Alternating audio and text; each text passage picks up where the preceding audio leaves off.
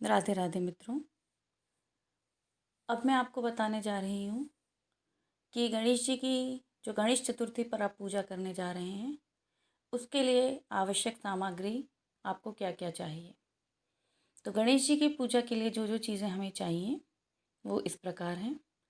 पान का पत्ता, इलायची, लौंग, सुपारी, पंचमेवा, पंचामृत, रोली, मोली, सिंदूर, शुद्ध घी, एक कलश, आम के पत्ते, पान के पत्ते, जनेऊ, दुर्वा। दुर्वा गणेश जी को अत्यंत प्रिय है, तो दुर्वा ज़रूर रखें पूजा में। फूल, माला, अक्षत, पीले किए हुए चावलों को हम अक्षत कहते हैं, अक्षत और वंदनवार। चाहे आप आम के पत्तों से बना लें, चाहे आप सुगंधित फूलों से बना लें। ये सभी सामग्रियाँ आपको गणेश पूजन के लिए आवश्यक रूप से चाहिए। अब आपको गणपति जी की स्थापना कैसे करनी है मैं ये बताने जा रही हूँ। गणेश जी की स्थापना के लिए सर्वप्रथम मेरा पहला वीडियो देखिएगा।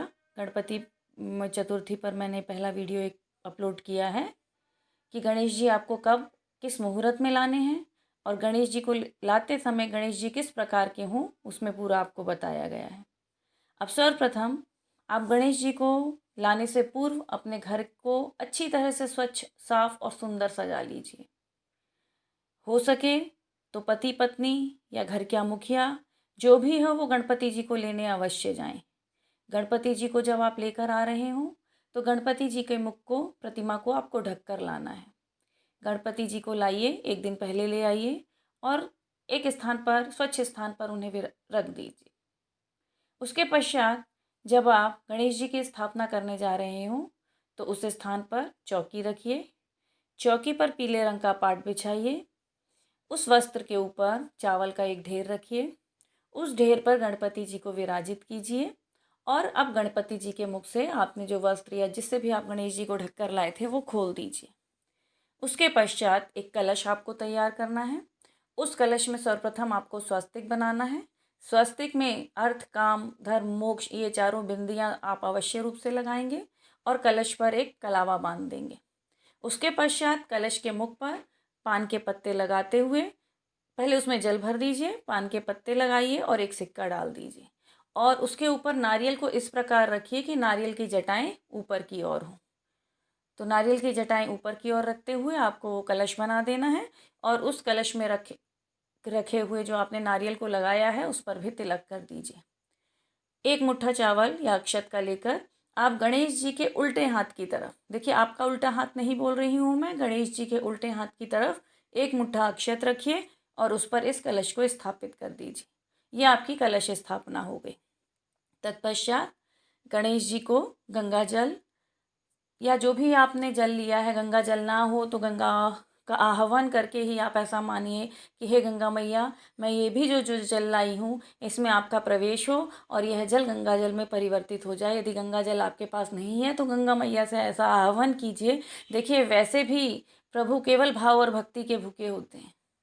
आप जितनी भाव भक्ति से, जितने समर्पण से उनकी पूजा करेंगे, फल निश्चित ही उतना ही आपको सुखदायी प्राप्त होगा। तो जो जल आपको लेना है और उस जल को आपको कलश पर, गणपति जी पर और सभी पूजन सामग्रियों पर छिड़क देना है। तत्पश्चात गणेश जी के हाथ के दाहिने ओर आपको एक थोड़ा सा अक्षत रखना है, उस पर प्लेट रखनी है और उस प्लेट पर धूप दीप जो भी आप प्रज्वलित करना चाहते हैं वो चीज़ें रखेंगे। तो धूप दीप जो भी आप देंगे वो गणेश जी के हाथ के दाईं ओर होंगे और कलश गणेश जी के बाईं ओर होगा।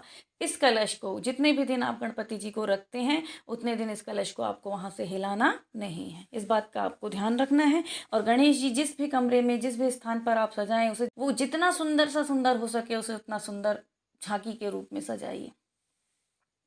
नहीं हो तो प्रभु, मैंने पहले भी कहा, यदि आपके पास कोई सामग्री नहीं है यहाँ तक कि यदि आपको गणपति जी की प्रतिमा खरीदने के भी आपको ऐसा लगता है कि आपके पास पैसे नहीं हैं, तो आप केवल एक सुपारी को गणेश मानकर स्थापित कर दीजिए।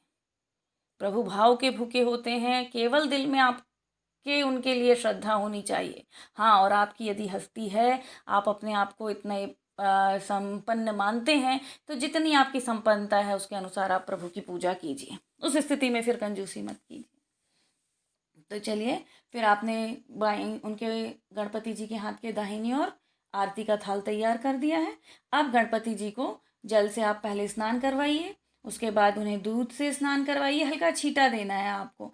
दूध, दही, पंचामृत, इन सब से गणेश जी को स्नान कराइए और शुद्ध जल से स्नान करवा दिए। स्नान कराते समय आपको केवल गणपति जी पर इन चीज़ों के हल्के छींटे देने। उसके बाद गणपति जी को चंदन, रोली, मोली जो भी आपके पास हैं उनका तिलक करिए।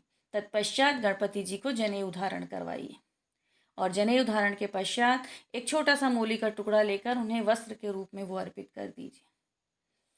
इसके पश्चात आप गणपति जी का निम्न मंत्र से अभिनंदन कीजिए।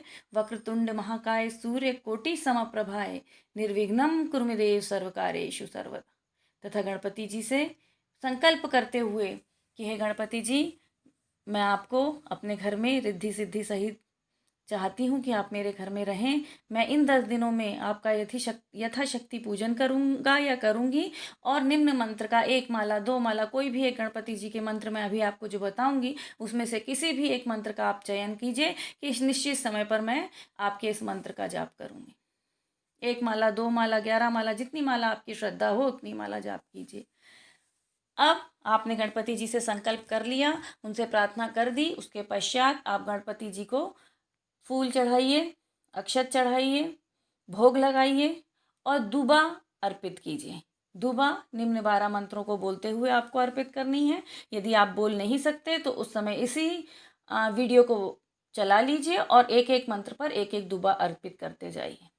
वो मंत्र इस प्रकार हैं: सुमुखाय नमः, एकदंताय नमः, कपिलाय नमः, गजकर्णकाय नमः, लंबोदराय नमः, विकटाय नमः, विघ्ननाशाय नमः, विनायकाय नमः, धूम्रकेतवे नमः, गणाध्यक्षाय नमः, भालचंद्राय नमः, गजाननाय नमः।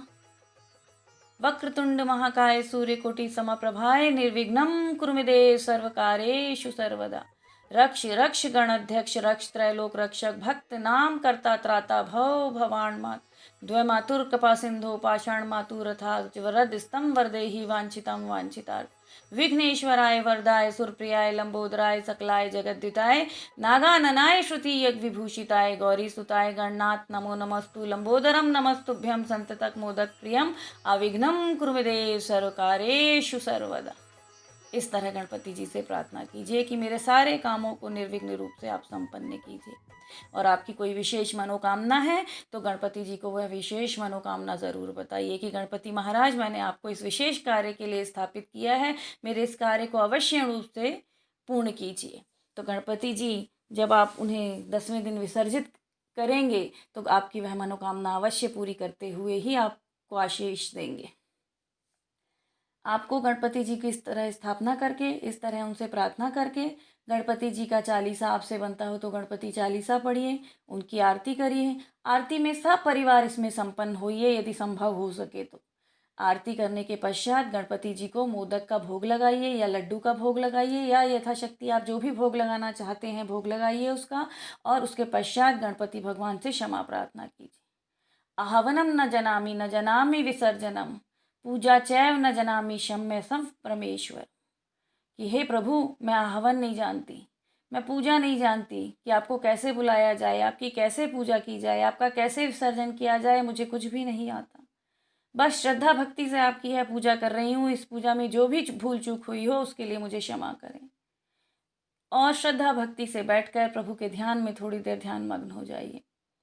हो सके तो भजन कीर्तन, प्रभु के भजन सुनिए, उनसे संबंधित कीर्तन कीजिए। उनकी कोई आपके पास पुस्तकें हैं तो उन पुस्तकों का पाठ कीजिए। और घर में इन 10 दिनों जब भी आप गणपति जी को स्थापित करते हैं तो घर में इन 10 दिनों बिल्कुल आनंद का माहौल रहे। जैसे कोई उत्सव मनाया जा रहा हो। आपके मन में उदासी, आपके मन में किसी भी बात पर प्रश्न चिन्ह ना हो, सिर्फ प्रभु पर असीम विश्वास और असीम श्रद्धा हो कि गणपति आए हैं तो मेरा सब कल्याण करके ही जाएंगे। इसी श्रद्धा भक्ति के साथ आप जितने दिन उन्हें स्थापित करना चाहते हैं, कई लोग उनको 3 दिन रखते हैं, कई गणेश जी की स्थापना 5 दिन के लिए करते हैं, कई 7 दिन के लिए करते हैं, और बहुत से लोग हैं जो पूरे 10 दिन के लिए भी करते हैं। हाँ, और एक बात का ध्यान यदि अवश्य रखिए, यदि आप ये पहली बार गणपति जी बैठाने जा रहे हैं तो आपको उन्हें, यदि आप हमेशा नहीं बैठा सकते हैं, कुछ ऐसी स्थितियां हैं कि आप हमेशा नहीं कर पाएंगे ये चीज़ें, तो 3 वर्ष, 5 वर्ष या 7 वर्ष के लिए आपको उनको, जो भी मन में आपको सोचना है, ऐसा सोच लीजिए कि मैं 3 वर्ष उन्हें अपने घर में हर वर्ष बुलाऊंगी, 5 वर्ष के लिए मैं उनकी स्थापना हमेशा करूंगी, और हो सके तो जो प्रभु हमें सब कुछ देने वाले हैं उनके लिए तो हम जितनी श्रद्धा भक्ति और जितने भक्ति भाव से उनकी पूजा कर सकें और जब जब कर सकें वो अवश्य रूप से हमें करनी चाहिए। तो इस तरह गणपति भगवान को आप श्रद्धा भक्ति से पूरे 10 दिन मनाइए, अपनी मनोकामनाएं उन्हें नियमित रूप से सुनाइए, उनसे क्षमा प्रार्थना कीजिए। गणपति जी आप पर अवश्य प्रसन्न होंगे। अब गणपति जी की शेष पूजाएं, शेष मंत्र कौन कौन से हैं वो मैं आपको बताती हूँ। जिन जिन मंत्रों से मैंने आपको कहा था कि एक माला का आप जाप करेंगे, तो ओम गंग गणेशाय नमः सबसे सीधा, सरल और प्रभावशाली मंत्र है। ओम गणपति विद्महे, ओम वक्रतुंडाय धीमहे, ओम वक्रतुंडाय विद्महे, विघ्ननाशाय धीमहे, तन्नो गणपति प्रचोदयात्। इस मंत्र से भी आप गणपति जी का पूजन कर सकते हैं। तो ओम गंग गणेशाय नमः, ओम गंग गणपते नमः, ओम विघ्नेश्वराय नमः, इनमें से किसी भी एक मंत्र को चुनिए, श्रद्धा भक्ति के अनुसार पूजा कीजिए और गणपति जी आपकी सभी मनोकामनाओं को पूरा करें। इसी के साथ राधे राधे।